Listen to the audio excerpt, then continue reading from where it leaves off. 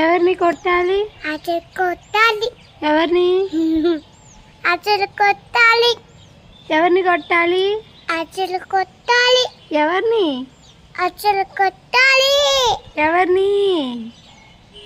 తేజుని కదా, అలర్జీ చేస్తుంది కదా బాగా. కొట్టాలి. ఎవరిని? నాన్న కొట్టాలి.